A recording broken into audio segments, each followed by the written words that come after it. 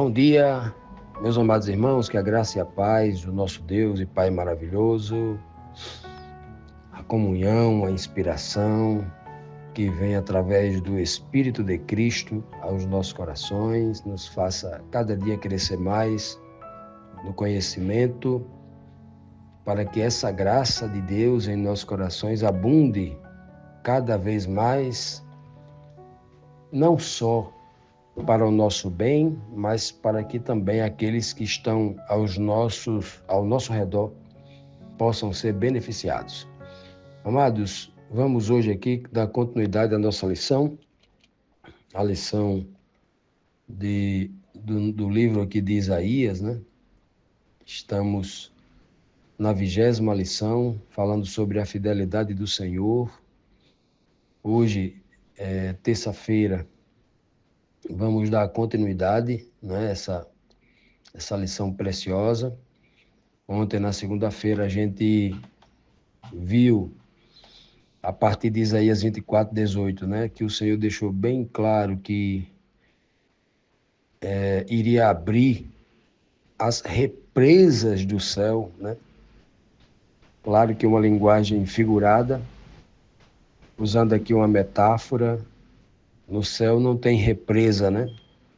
A chuva vem do céu, mas lá não tem represa. E aqui a chuva aqui não está falando de água, mas falando do derramamento do seu Santo Espírito sobre os santos, para que eles possam abalar a estrutura da terra, trazendo uma verdade para um mundo em trevas que aprendeu a amar a mentira, o engano e as trevas, né? E nada abala mais este planeta do que uma verdade que vai desestruturar a mentira. Vimos também no versículo 20 que a terra, ele disse que a terra andaria cambaleando. O planeta Terra é comparado aqui a um bêbado, né? Um bêbado que vive uma vida sem a sobriedade, sem a racionalidade, sem pensar, sem entender as coisas. Assim é um bêbado, né? E esta terra seria sacudida como uma barraca no meio de uma ventania, né? E o verso conclui dizendo que todos os pecados que a terra carrega sobre si, que a terra aqui está sendo comparada a um bêbado, né? Que as pessoas do planeta Terra carregam sobre si, eles caem e não conseguem mais levantar. Veja aqui, linguagem, né? Quase uma linguagem fatalista, né? Porque a pessoa diria isso, mas é uma realidade, não por causa de Deus, que oferece graça, que oferece sabedoria, que oferece perdão, misericórdia, né? Mas por causa do homem que escolheu, com o seu livre-arbítrio, escolheu esse tipo de vida, né? Então, hoje, na quinta pergunta, temos aqui o seguinte questionamento: quem será castigado quando vier o dia da destruição?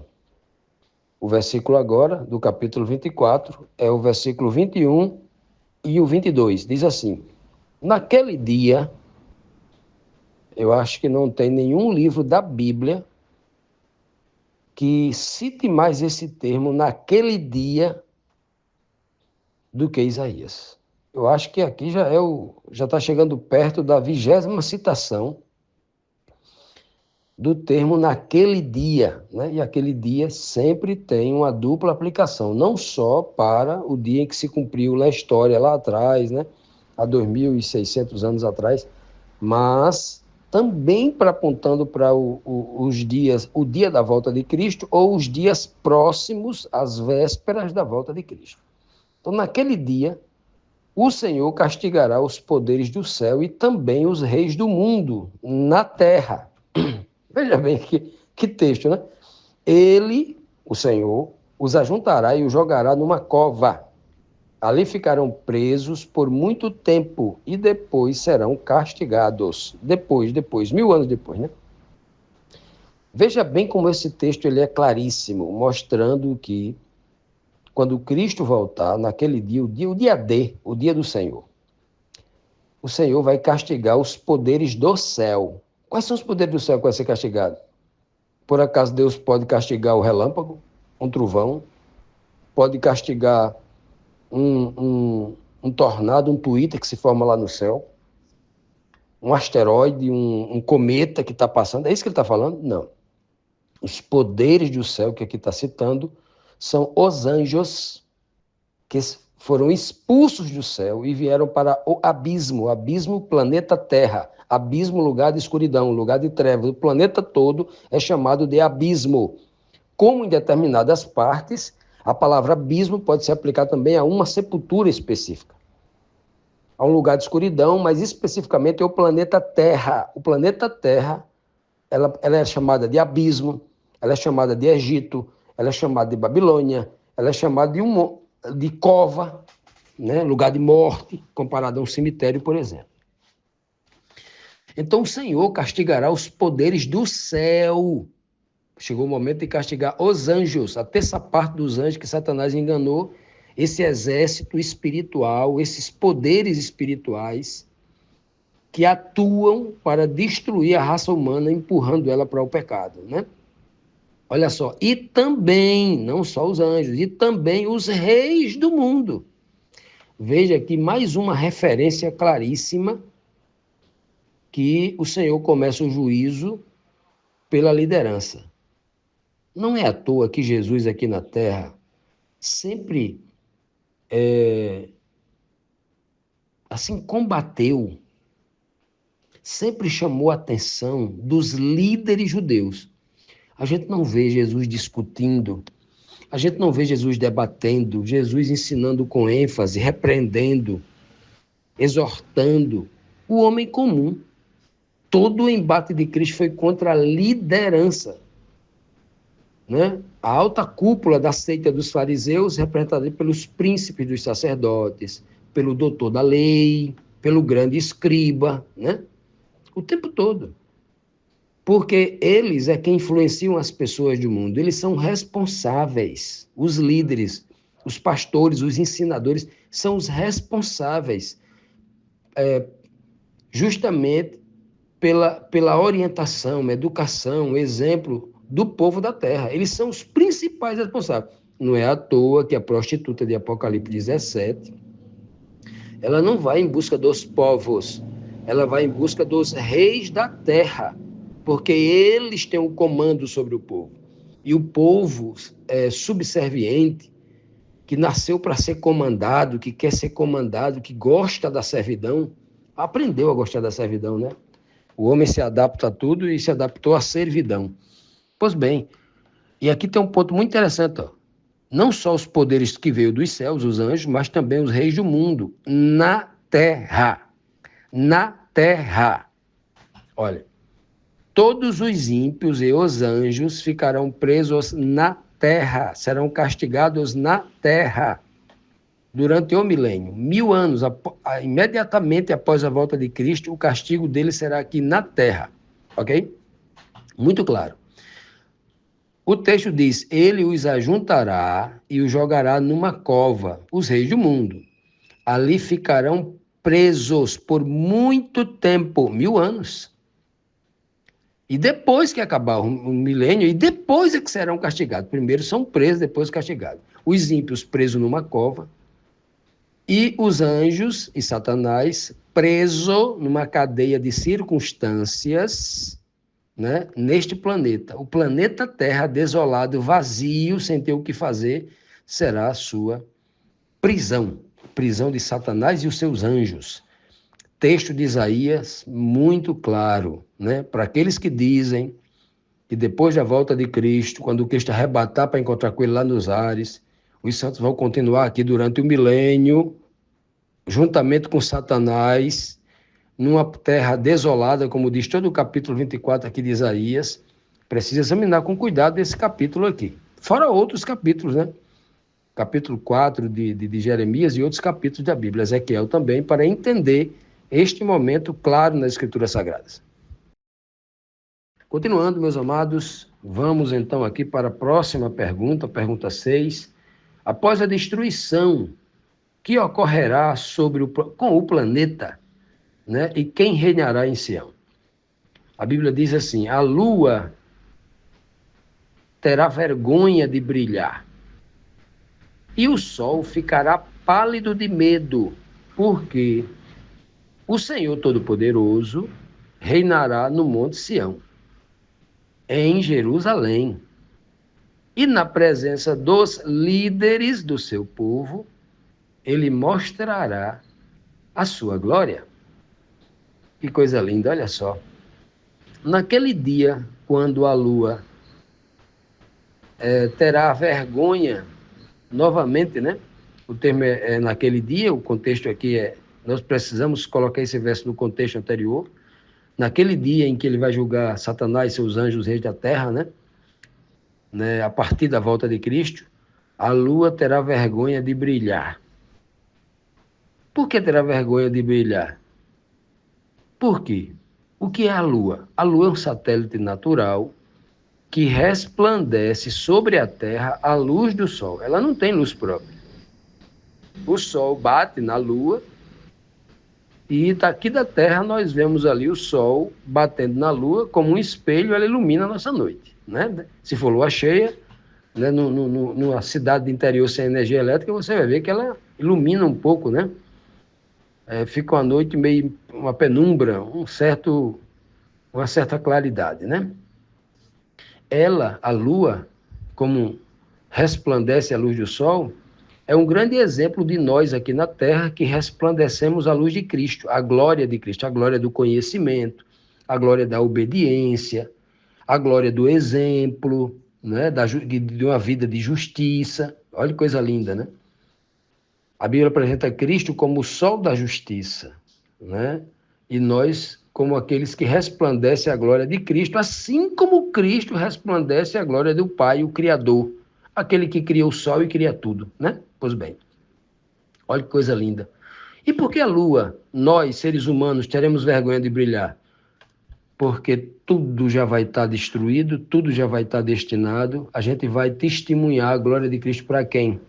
Se todos os ímpios já estão mortos, se ninguém mais pode se converter, o evangelho da salvação que foi dado de graça para o planeta todo não tem mais a quem pregar, não tem mais a quem aceitar, não tem mais sentido aquela palavra de salvação tão linda, o plano da redenção tão lindo e poderoso. Vai falar para quem? Vergonha de brilhar, não tem mais sentido, né? O sol ficará pálido de medo, porque o Senhor Todo-Poderoso reinará no Monte Sião. Ou o sol ficará pálido, assim, no sentido assim, como é que eu vou brilhar sobre quem? Se no planeta Terra os reis estão numa cova e os anjos, os seres espirituais, estão numa prisão. Para quem? Se eles amam as trevas, qual o sentido a luz brilhar sobre eles se eles rejeitam a luz? Coloque uma luz na visão de um morcego, um animal que ama a escuridão e a noite, ele não vai gostar. Olha que mensagem, né? E aí diz bem claro que o Senhor Todo-Poderoso reinará no Monte Sião. Aqui é uma força de expressão. O Monte Sião aqui não é exatamente o Monte Moriá lá em Jerusalém aqui, não. Isso aqui não é literal. Que se fosse literal, a lua era uma pessoa que teria vergonha. Só quem pode ter vergonha, um sentimento, vergonha é um sentimento, é uma pessoa, um ser racional. E a lua não é racional. É um ser inanimado, é um pedaço de pedra, um pedaço de barro, não sei do que é feita a lua, mas né, é algo sólido, provavelmente é algo mineral, sólido. Então, é uma figura de linguagem, aqui não é o Monte Sião literal, aqui ele está se referindo a um lugar onde todos os santos estão congregados, num lugar alto, monte é lugar alto, nos céus. Não é no Monte Sião lá em Jerusalém, isso aqui não é a Jerusalém que a gente conhece aqui lá em Israel, não. Jerusalém aqui é uma cidade de paz, uma habitação de paz, um lugar onde o povo de Deus se reúne, que não é aqui na terra desolada e vazia. Força de expressão, né? E aí, neste momento, o Senhor, Deus, o Todo-Poderoso, na presença dos seus líderes, né, do seu povo, aí ele vai mostrar a sua glória. Que coisa, né? Eu quero agora me deleitar nesta frase final. Deus, o Todo-Poderoso, mostrará ao seu povo, começando pelos seus líderes, a sua glória. A sua glória. Que coisa, né? O apóstolo João diz que Assim como a pessoa de Deus o Pai é, nós o veremos do jeito que ele é. João não diz que nós veremos a sua glória, ou seja, o resplendor, a luz que o envolve. Não, aqui é a pessoa dele. É como se ele dissesse, nós veremos a face de Deus em cada detalhe. A gente vai ver os seus olhos, a cor dos seus olhos, a gente vai ver as suas sobrancelhas, o seu nariz, a sua boca, os seus dentes. Olha que coisa, né? Ou seja, ver detalhes, como ele é. Agora, quando João diz que como ele é, nós o veremos, ele também não está falando só da sua silhueta, do aspecto físico de Deus. Não é só isso?